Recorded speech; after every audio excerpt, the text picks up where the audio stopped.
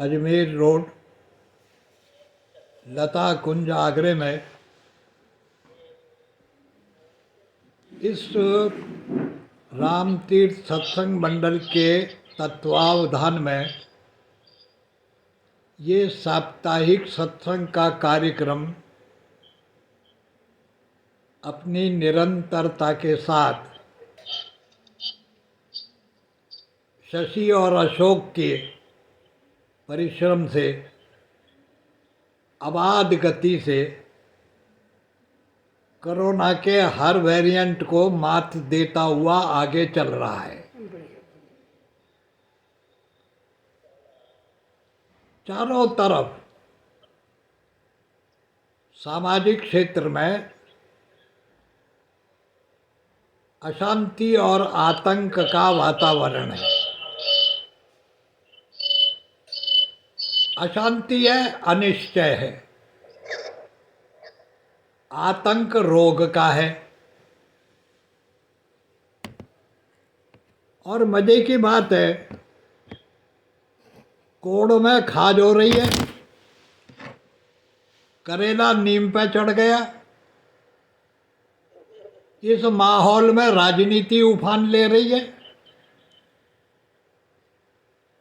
ऐसे अशांत माहौल में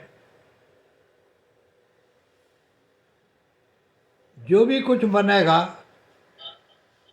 उसमें बुनियादी तौर पर अशांति ही प्रवेश करेगी। अशांत अवस्था में जो भी कुछ जन्म लेता है हमारे अंदर से, आपका मन अशांत है तो मन से जो विचार उठेंगे वो निश्चित है सृजनात्मक नहीं होंगे, क्रिएटिव नहीं होंगे, डिस्ट्रक्टिव होंगे। आपकी बुद्धि अगर व्याकुल है, इस व्याकुल बुद्धि से आप जो भी निर्णय लेंगे उसके फलों में भी व्याकुलता का प्रभाव होगा। वो फल भी अपने रस में व्याकुलता ही पैदा करेंगे। इस वातावरण से मुक्ति पाने के लिए जीवन में जो सबसे बड़ी उपलब्धि है वो न तो धन की है न पद की है। सबसे बड़ी उपलब्धि है अगर आप अंदर से शांत हैं, उद्विग्न रहित हैं, उत्तेजना से मुक्त हैं। आप एक्साइटेड मेंटल स्टेट में नहीं हैं, आप अंदर से इग्नाइट नहीं हैं। ऐसी स्थिति में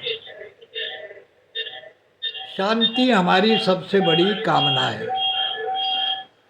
हमारा मन शांत हो, बुद्धि शांत हो, विषमता न शरीर में हो न प्रकृति में हो,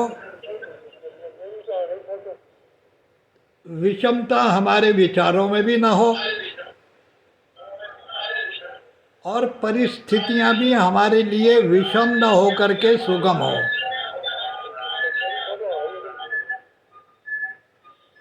मैंने मंगलाचरण में जो मंत्र आपके सामने रखा, ये मंत्र शांति के आवाहन का मंत्र है। आप बोलते हैं कि नहीं हमेशा ओम शांति शांति शांति?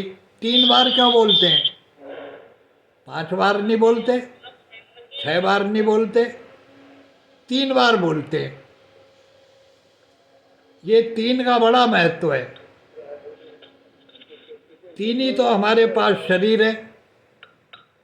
हमारा काल भी 3 भागों में विभाजित है और लोक भी 3 है। त्रिलोकीनाथ इसीलिए परमात्मा को कहते हैं कि वो तीनों लोकों के नाथ हैं। 3 लोक हैं, 3 शरीर हैं और 3 ही प्रकार की हमारी स्थितियां बनती हैं। तो इस शांति को पाने के लिए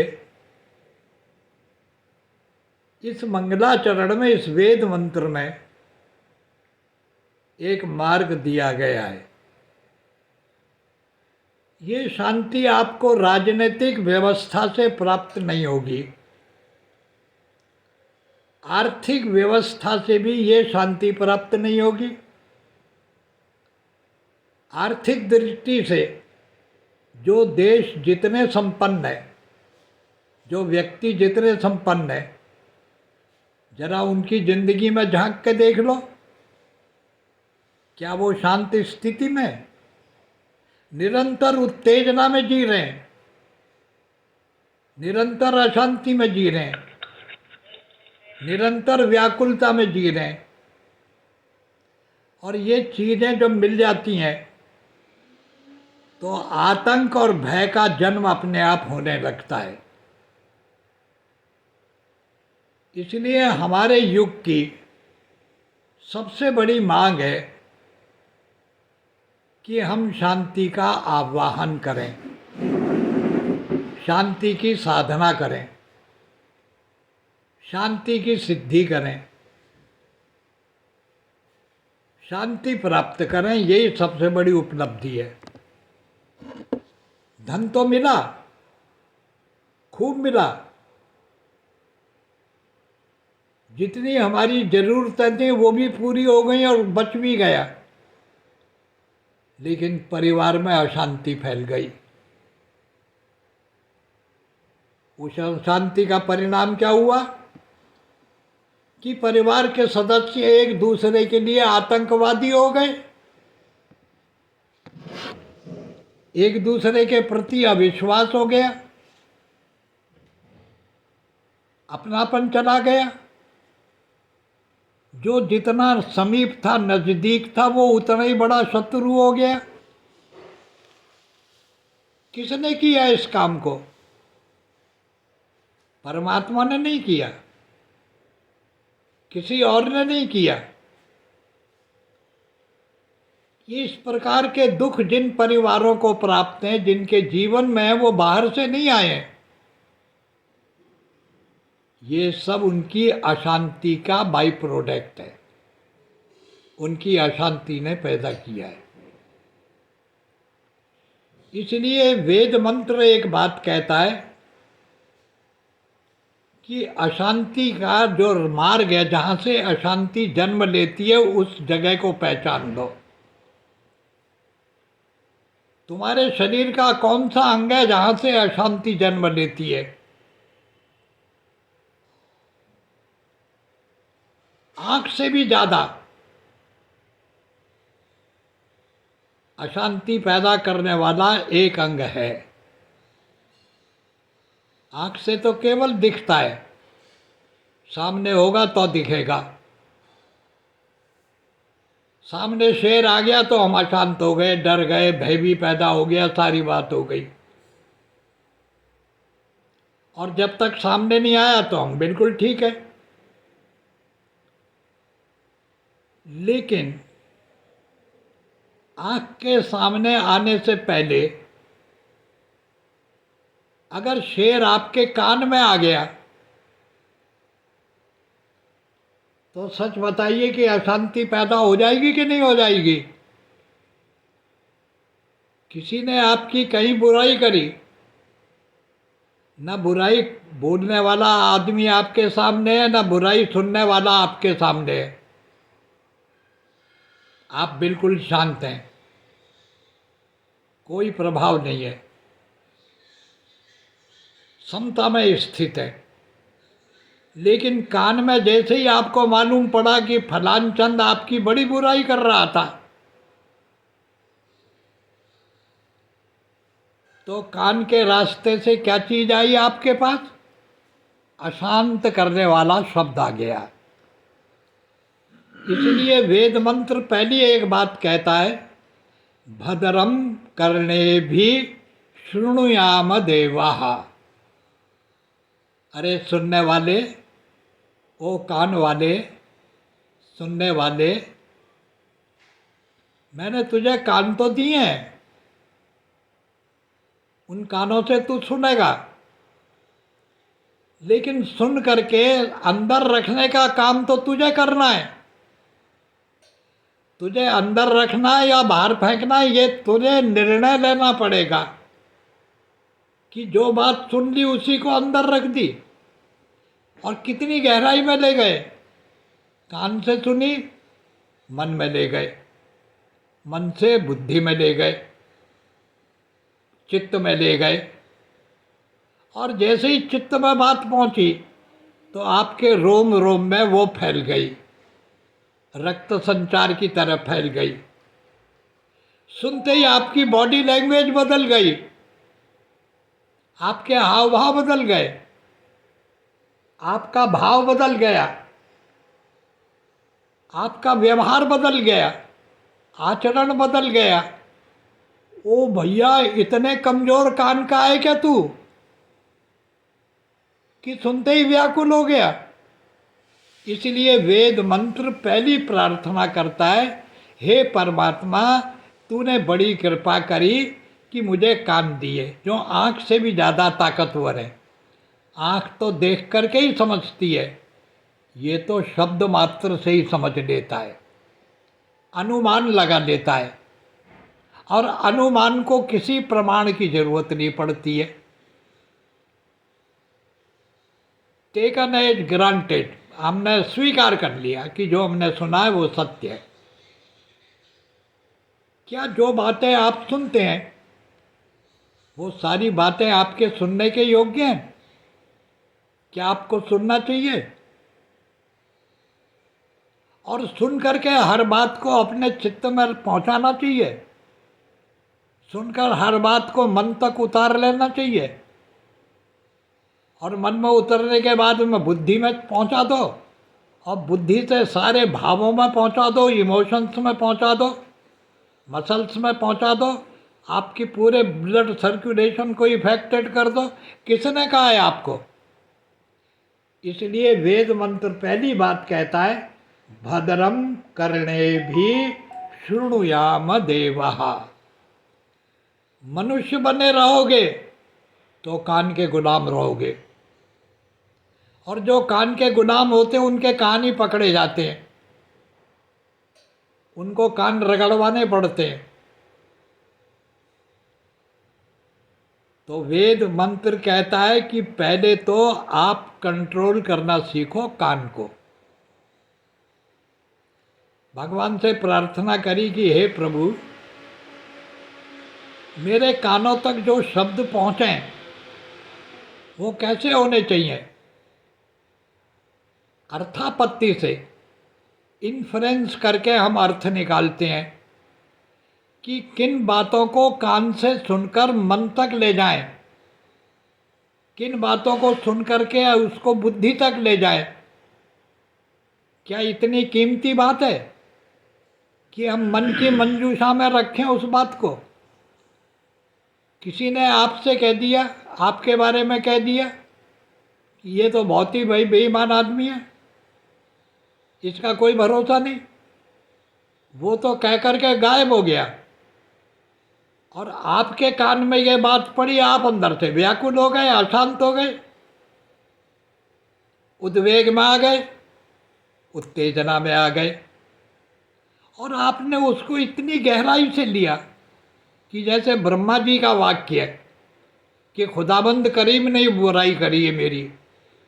इतना हमने उस पर भरोसा किया कि मन पर उतार ले गए, चित्त में उतार ले गए, उसी बात को बुद्धि में भी ला के रख दिया।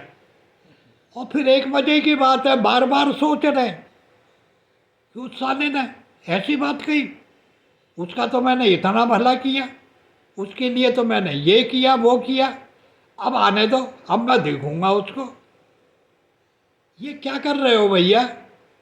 तो वेद यहाँ प्रार्थना करता है, ऐ जीव, तेरे को इतना बड़ा यंत्र दिया है कुदरत ने, कितनी मेहरबानी करी है, उसने कान दिए। दीवार के पीछे की बात भी आप कान से समझ लेते हैं, दसियों मील दूर की आवाज भी सुन करके आप अनुमान से देख लेते हैं क्या है। ये कान आपको ज्ञान का माध्यम दिया है, अज्ञान का नहीं। ये ज्ञान इंद्रिय है। आपको ज्ञान की इंद्रियां इसलिए नहीं दी हैं कि ज्ञान से दुख पैदा करो। ज्ञान से तो सुख आना चाहिए, ज्ञान से तो आनंद आना चाहिए, ज्ञान तो प्रकाश युक्त होना चाहिए, अंधेरा नहीं होना चाहिए। इसलिए पहली प्रार्थना करी कि ए जीव, मैंने तेरे को कान दिया है, भद्रम करने भी, तू इन कानों से भद्रम करने भी, तृतीय विभक्ति है, कानों से भद्रम सुनो। तू वही बात सुन, उसी बात को चित्त में ले जा जो कल्याणकारी बात है, जो शिव से युक्त है, जो शांति से युक्त है। अगर तू शांति को मन में ले जाएगा तो मन अपनी शक्ति से उस शांति को व्यापक कर देगा। तू अपने मन में अशांति को ले जाएगा तो तेरा मन अशांति को व्यापक कर देगा। तू अपने मन में भय को लेकर जाएगा, तेरा मन भय को व्यापक कर देगा, फैला देगा। इसलिए सबसे पहले भद्रम करने भी शृणुयाम, सुनना सीखो। सुनो तो हर चीज को। श्रूयताम धर्म सर्वस्व, जो भी बात आ रही है सुनिए, पर श्रूयात सुन करके, धार्येत च, तू जब उसको धारण करता है तब जरा विचार कर कि ये बात तेरे मन तक जाने के काबिल है या नहीं है। ये बात तेरी चेतना में अंदर तक उतरने के योग्य है या नहीं है। जब नदी के किनारे जाते हैं, पहाड़ पर जाते हैं, विभिन्न प्रकार के पत्थर मिलते हैं। मैंने तो वो ऐसी नदियां देखी हैं जिनके किनारे अकीक के पत्थर होते हैं, चमकदार होते हैं, रंगीन होते हैं, पर हर पत्थर को हम नहीं उठाते। अगर आप थोड़े से भी जानकार हैं, पत्थर को जानते हैं, आप में जौहरी का गुण है, तो आप देखेंगे कि मैं उस पत्थर को उठाऊं जो पत्थर उठाने के योग्य हो, जिसकी कीमत हो, जिसका मूल्य हो। आपसे ना समझ, अधिक ना समझ आदमी ने कोई बात कही और आप खूब जानते हैं कि वो बेवकूफ़ नंबर 1 है, वो चाहे जो बोल सकता है, लेकिन उसकी बात आपको बहुत बुरी लग गई। क्यों लग गई? कि आप माँ एक बुद्धूपना कर गए, आपने उसको उठा लिया। उस पत्थर को क्यों उठाया? जरा विवेक से विचार के तो देख लेते कि उठाने के योग्य है कि नहीं है। इसलिए इस मंगलाचरण में वेद भगवान आज्ञा देते हैं, भद्रम करणे भी शृणुयाम देवा। जो कानों को काम में लेना जानता है वो देवत्व को प्राप्त हो जाता है। वो मनुष्य से हायर कैटेगरी का होता है। सबसे नीचे कैटेगरी का तो मनुष्य है, और मनुष्य से भी नीचे कैटेगरी के अंदर है असुर। असुरों से भी नीचे की कैटेगरी है दैत्यों की। लेकिन मनुष्य से जो उच्चतर श्रेणी है वो देव श्रेणी कहलाती है। इसको श्री अरविंद ने डिवाइन लाइफ कहा है। एक बायोलॉजिकल लाइफ है जो हम जी रहे हैं, शारीरिक जीवन है, भूख लगी खाएंगे, भाई पेट में तो भरना है, अब हमें खाना है, ये बायोलॉजिकल लाइफ है। बिल्ली को भूख लगी, उसे खाना चाहिए। अब उसके खाने में चाहे मुर्गी आ जाए, चाहे चूहा आ जाए, चाहे कबूतर आ जाए, चाहे खरगोश आ जाए, उसने तो खाना है, उसको तो भूख मिटानी है। ये बायोलॉजिकल है। ऐसे लोग जो अपनी केवल बायोलॉजी से बंधे हैं, ये पशु श्रेणी के लोग हैं। ये तो अपनी इंद्रियों से बंधे, इंद्रियों के आग्रह से बंधे, इंद्रियों की डिमांड से बंधे। ये लोग प्रकृति से बंधे हुए हैं। और जो प्रकृति से बंधे होते हैं, उनके लिए गीता ने एक बड़ी सुंदर बात कही है। जो अपनी प्रकृति से बंध गया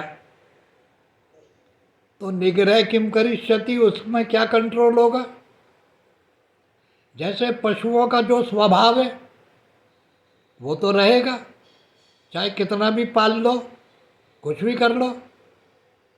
कुत्ता अगर भौंकता है तो भौंकेगा ही, वो आलाप तो लगाएगा नहीं, मुर्की मारेगा नहीं, संगीत का कोई वो लंबा तान नहीं लगाएगा। भाई वो तो भौंकना जानता है, भौंकना भौंकेगा खाली।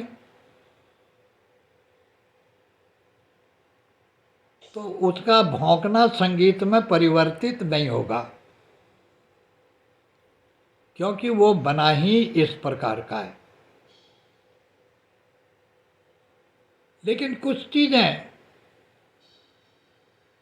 अगर वो शिक्षित लोगों के हाथ में पड़ जाएं, समझदार लोगों के हाथ में पड़ जाएं, जैसे कलम है, अब आप उससे लिखने का काम ले रहे हो। अब वो कलम किसी को फैसला दे के फांसी भी दिला रही है, तो वही कलम किसी को फांसी से मुक्ति भी कर रही है। तो भैया इसमें कलम का क्या दोष है? प्रयोक्ता का दोष है। जो उसका प्रयोग कर रहा है वो उसके अधीन है। तो केवल बायोलॉजिकल जो लाइफ है वो तो थर्ड ग्रेड की लाइफ है। इससे बेटर, इससे उच्चतर स्थिति है मनुष्य की। इसलिए मनुष्य शब्द का निर्वचन करते समय महर्षि यास्क ने इसको परिभाषित किया है, मत्वा सीव्यति कर्माणि स मनुष्य। जो अपने मनन करके, जो विवेक की तराजू पर तोल करके कर्म करता है, उसको मनुष्य कहते हैं। लेकिन इससे भी बड़ी कैटेगरी एक और है, वो देव जन कहलाते हैं।